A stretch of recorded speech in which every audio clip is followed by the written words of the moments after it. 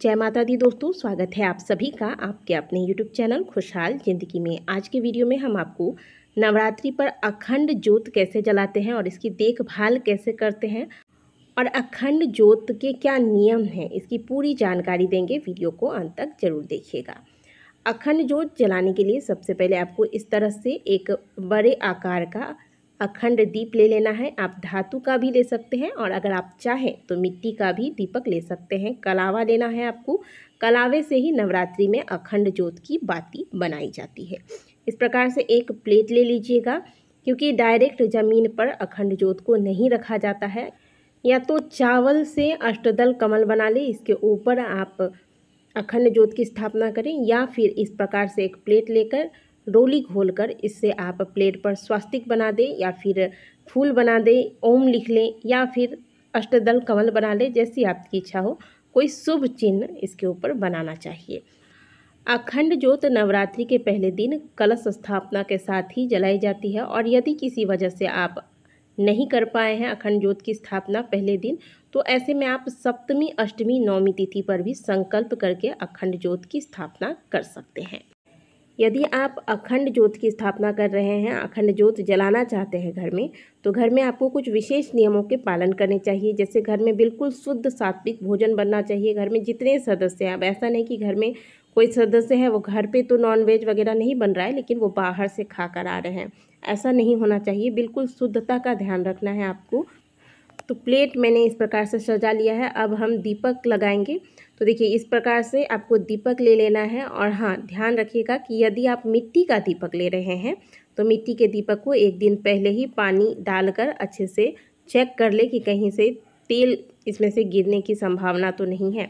नवरात्रि में जो अखंड ज्योत जलाई जाती है, इसकी बाती कलावे से बनाई जाती है, और यह सवा हाथ की बाती होती है। तो अपने हाथ से सवा हाथ नाप कर फिर इस बाती को आपको तैयार करनी है। सवा हाथ की बाती 9 दिनों तक लगातार बहुत सुंदर से जल जाती है, इसलिए सवा हाथ की ही बाती आपको बनानी चाहिए। और अब जैसा आप स्क्रीन पर देख रहे हैं, इस तरीके का जो अखंड ज्योत होता है, इसमें नट टाइप का होता है। इसे आप खोल भी सकते हैं, और खोलने के बाद ही आप इसमें बाती को सेट करें, तो आपकी बाती जो है ना, कहीं से ऊपर नीचे धागा इसमें खिसकेगा नहीं और बहुत अच्छे से चलेगा। जैसा आपने मुझे करते हुए देखा है स्क्रीन पर, बिल्कुल वैसे ही आपको भी कर लेना है। और जो बाती आप बनाएंगे, ध्यान दीजिएगा, बहुत ज़्यादा मोटा ना हो जो आप इसमें डालने के बाद टाइट हो जाए, और बहुत ज़्यादा पतला भी ना हो कि ये खिसक के नीचे की तरफ आ जाए। ऐसे में दोनों ही तरीके से अगर आप करते हैं तो दीपक बुझने का डर रहता है। इसलिए बाती ना बहुत पतला और ना ही बहुत मोटा बनाना है, बिल्कुल सामान्य बनाना है, जिसे आप आसानी से ऊपर नीचे कर सकें। बाती को सेट करने के बाद आप दीपक पर 5 या 7 स्थान पर हल्दी कुमकुम का तिलक लगा दें, और जो आपने प्लेट लिया है इसमें बीच में आप थोड़ा सा चावल के दाने रखें, या फिर आप जौ भी रख सकते हैं। अब इसके ऊपर हमें दीपक को स्थापित करना है। अब दीपक में हमें घी या तेल भर लेना है। अब देखिए, ये आपको बिल्कुल अपने सामर्थ्य के अनुसार करना है। अब ऐसा नहीं कि आपने कहीं से सुन लिया कि घी का दीपक लगाना चाहिए और आपकी सामर्थ्यता नहीं है, आप उसमें घी का दीपक जलाना चाह रहे हैं, ऐसा बिल्कुल भी नहीं। माता रानी अपने सामर्थ्य के अनुसार जो हम उनकी भक्ति करते हैं उसी में प्रसन्न होती हैं। तो वैसे भी आजकल घी शुद्ध मिलता कहाँ है, तो आप अगर घी से जलाना चाहते हैं, आपको शुद्ध घी मिल जाए तो घी से जलाएं। लेकिन ध्यान रखिएगा कि पहले दिन जिस चीज़ से आप इस दीपक को जलाते हैं, अगर घी से जलाते हैं तो 9 दिन तक आपको घी से ही जलाना है, और अगर तेल से जलाते हैं तो 9 दिन तक आपको तेल से ही इस दीपक को जलाना पड़ेगा। दोनों चीज़ मिक्स करके दीपक नहीं जला सकते आप। तो आप पहले सोच लीजिएगा कि आपको किस चीज़ से दीपक जलाना है। आप तिल के तेल का भी प्रयोग कर सकते हैं, और अगर आप तिल का तेल का भी प्रयोग नहीं कर पा रहे हैं तो ऐसे में आप सरसों के तेल से भी जला सकते हैं, कोई दोष इसमें नहीं लगता है। अब आपको माता के इस मंत्र का जाप करना है। या देवी सर्वभूतेषु माँ ज्योति रूपेण संस्थिता, नमस्तस्यै नमस्तस्यै नमस्तस्यै नमो नमः। या फिर ओम जयंती मंगला काली भद्रकाली कपालिनी दुर्गा क्षमा शिवा धात्री स्वाहा स्वधा नमोस्तुते। इन दोनों में से आप कोई भी मंत्र जाप करने के बाद ही दीपक को प्रज्वलित करेंगे। अब यहाँ ध्यान दीजिएगा कि दीपक आपको पहले जलाना है या कलश स्थापना पहले करना है। तो पहले कलश स्थापना कर लेंगे, इसके बाद अखंड ज्योत जलाएंगे। इसके बाद हम इसकी पूजा करेंगे। हाथ में थोड़ा सा अक्षत पुष्प लेकर माता के मंत्रों का जाप करके फिर यह अक्षत पुष्प दीपक के पास हमें छोड़ देना है।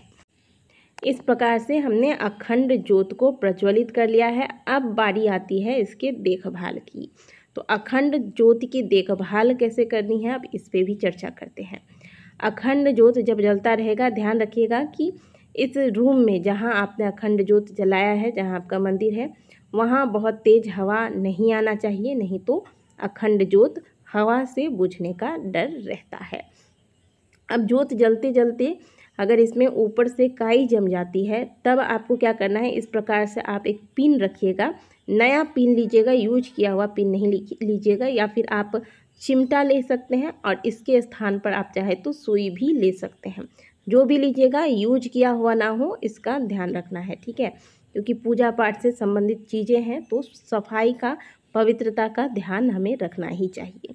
इसके बाद जब इसमें काई जम जाती है, यानी कि ऊपर मोटी सी परत जैसी जम जाती है, तब धीरे से, जैसे आप देख रहे हैं, मैं इस पिन के सहारे से धीरे से इस बाती को ऊपर खिसका रही हूँ।